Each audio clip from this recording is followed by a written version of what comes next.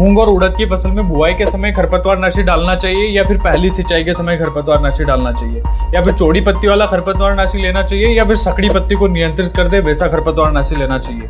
अगर आप भी ये सारे सवालों का जवाब जानना चाहते हैं तो ये वीडियो खास तौर पर आपके लिए है, तो बिना स्किप किए इस वीडियो को लास्ट तक जरूर देखें।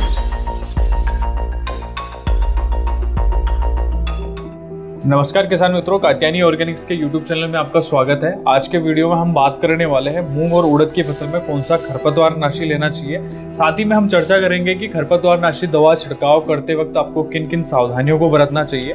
तो बिना किसी देरी के इस वीडियो को शुरू करते हैं। लेकिन अगर अभी तक आपने हमारे YouTube चैनल को सब्सक्राइब नहीं करा है तो नीचे दिए हुए बटन पर जल्दी से क्लिक करके सब्सक्राइब कर लीजिए। मूंग और उड़द की फसल की बुआई से लेके वैरायटी और उसके अलावा फर्स्ट स्प्रे की हमने पूरी वीडियो बना दी है। अगर आपने ये वीडियो अभी तक नहीं देखी है तो जल्दी से हमारे चैनल पर जाकर इन वीडियो को चेक कर लीजिए। किसान मित्रों, मूंग और उड़द को लगाए हुए अभी लगभग 15 से 20 दिन हो चुके हैं और खरपतवार की अवस्था भी लगभग 2 से 4 पत्ती की अवस्था पे आ चुकी है। तो ये सबसे उचित समय होता है जब आपको खरपतवारनाशी दवा फसल के अंदर प्रयोग में लेना पड़ता है, क्योंकि इसी अवस्था पर अगर आप दवाई दोगे तो आपको रिजल्ट भी अच्छा मिलेगा और खरपतवार भी काफी अच्छे तरीके से नियंत्रित हो पाएंगे। किसान मित्रों, खरपतवारों को मुख्यतः 2 श्रेणी में विभाजित किया गया है। पहला है सकड़ी पत्ती वाले खरपतवार। सकड़ी पत्ती में वो खरपतवार आते हैं जैसे सांवा घास, मकड़ा घास, पारा घास, जितने भी घास वाली जो प्रजाति के खरपतवार आते हैं वो सारे के सारे सकड़ी पत्ती के अंदर आते हैं। और चौड़ी पत्ती की अगर मैं बात करूं तो फुलकिया, उसके अलावा पत्थर चट्टा, बोखना और बोखनी, ये जो सारे खरपतवार होते हैं ये चौड़ी पत्ती, यानी कि इनकी पत्तियों का आकार गोल रहता है। तो किसान मित्रों, आप जब भी खरपतवारनाशी बाजार से खरीद के लेके आते हैं तो आप ये जरूर चेक कर ले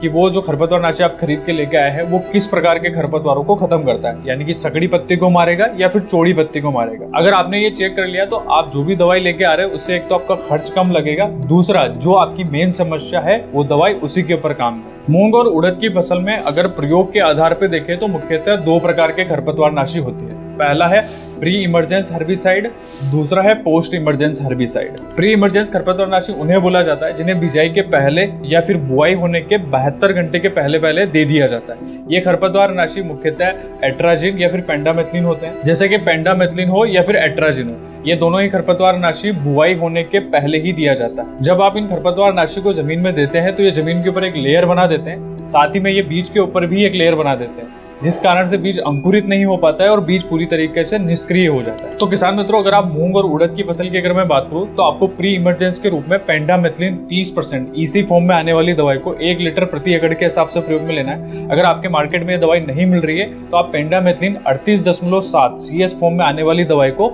700 ml प्रति एकड़ के हिसाब से प्रयोग में ले सकते हो। ये दोनों ही बेहतर ऑप्शन है मूंग और उड़द की फसल में बुआई के समय देने वाले खरपतवारनाशी। दूसरा है post emergence herbicide. Post emergence herbicide मुख्यतः उन्हें बोला जाता है जब खरपतवार उग जाते हैं उसके बाद में जो दवाई डाली जाती है उसे ही पोस्ट इमरजेंस हर्बिसाइड बोला जाता है। ये खरपतवारनाशी मुख्यतः फसल की 15 से 25 दिन की अवस्था पर डाले जाते हैं। जब खरपतवार 2 से 4 पत्ती की अवस्था पर आ जाए तब प्रयोग में लिए जाते हैं। मूंग और उड़द की फसल में आपको पोस्ट इमरजेंस के रूप में इमेजाथाइपर 10% एसएल फॉर्म में आने वाली दवाई को 400 ml प्रति एकड़ के हिसाब से प्रयोग में लेना है। ये एक प्रकार का पोस्ट इमरजेंस हर्बिसाइड है जो सिलेक्टिव रूप से काम करता है, यानी कि चयनात्मक रूप से।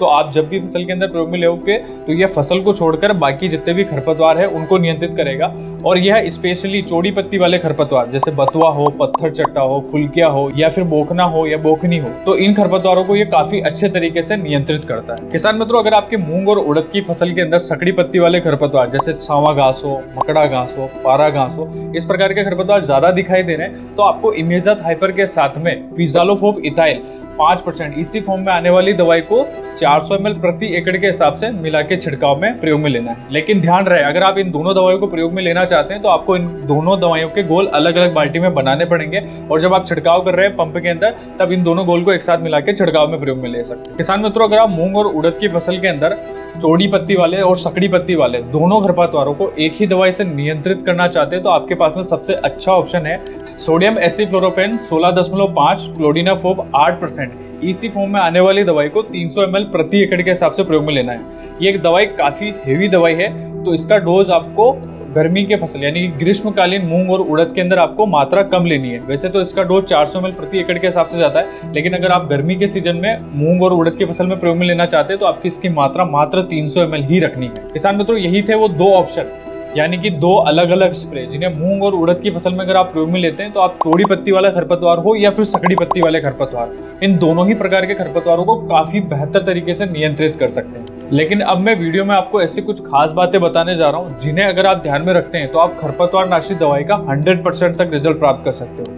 यानी कि मैं आपको कुछ ऐसी सावधानियां बरतने जा रहा हूँ, आप मूंग हो या फिर उड़द की फसल हो, इसके अलावा आप कोई सी भी अन्य फसल हो, अगर आप उन फसलों में भी खरपतवार नाशी प्रयोग में ले रहे हैं तो आपको इन बातों को ध्यान में रखना बहुत जरूरी है। किसान मित्रों, आपको सबसे पहली और सबसे जरूरी बात यह ध्यान में रखनी है, आप कोई सा भी खरपतवार नाशी लेके आओ, आपको सबसे पहले दुकानदार से यह पूछना है कि यह खरपतवार चौड़ी पत्ती को खत्म करेगा या फिर सकड़ी पत्ती को खत्म करेगा। आपको उसी के अकॉर्डिंग जो है खरपतवार नाशी सिलेक्ट करना है। अगर आपने गलत सिलेक्ट कर लिया तो इससे आपका खर्च भी बढ़ेगा और दवाई का आपको रिजल्ट भी नहीं मिलेगा। दूसरी बात आपको यह ध्यान में रखनी है कि आप जब भी खरपतवार नाशी दवाई का छिड़काव कर रहा है तब आपको हमेशा सुबह के समय करना है, क्योंकि इस समय पौधों के स्टोमेटा ओपन रहते हैं। स्टोमेटा यानी कि पत्तियों के ऊपर जो छोटे छोटे छिद्र होते हैं वो अच्छे से खुले हुए रहते हैं, जिससे आप जब भी दवाई डालोगे तो वो पौधे अच्छे से अवशोषित कर लेंगे और अपने अंदर जो है प्रवाहित कर लेंगे। उस कारण से आपको रिजल्ट काफी शानदार देखने को मिलेगा।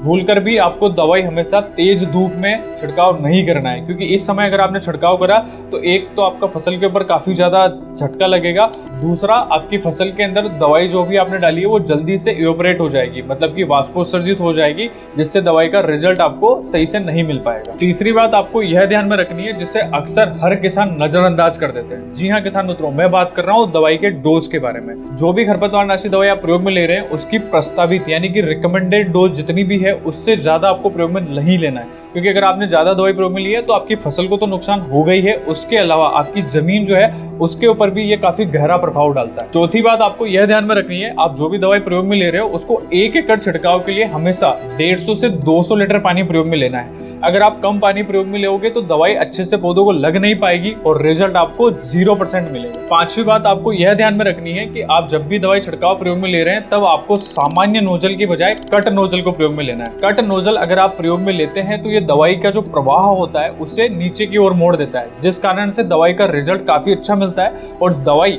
पौधों को पत्तियों के ऊपर डायरेक्ट जाके गिरती है, जिससे पौधा अच्छे से अवशोषित कर लेता है और दवाई जो है वो आपको 7 से 8 दिन में पूरे खरपतवारों को नियंत्रित कर देती है। किसान मित्रों, ये जो जानकारी मैंने जितनी भी आपको वीडियो के अंदर बताई है, अगर आप इसके अकॉर्डिंग स्प्रे करते हैं तो मूंग की फसल में आपको 7 से 8 दिन के अंदर जितने भी खरपतवार है, चौड़ी पत्ती वाले हो या फिर सकड़ी पत्ती वाले हो, सारे के सारे खरपतवार आपको काफी अच्छे तरीके से नियंत्रित होते हुए दिखाई देने लग जाए। तो किसान मित्रों, वीडियो में दी गई जानकारी आपको अच्छी लगी तो इसे लाइक करें, चैनल को सब्सक्राइब करना ना भूलें, और अगर आपके क्षेत्र के अंतर्गत जो वीडियो में हमने खरपतवार नाशी दवा बताई है इसके अलावा अगर आप कोई दवाई प्रयोग में लेते हैं तो कमेंट बॉक्स में जरूर उस दवा का नाम लिखें।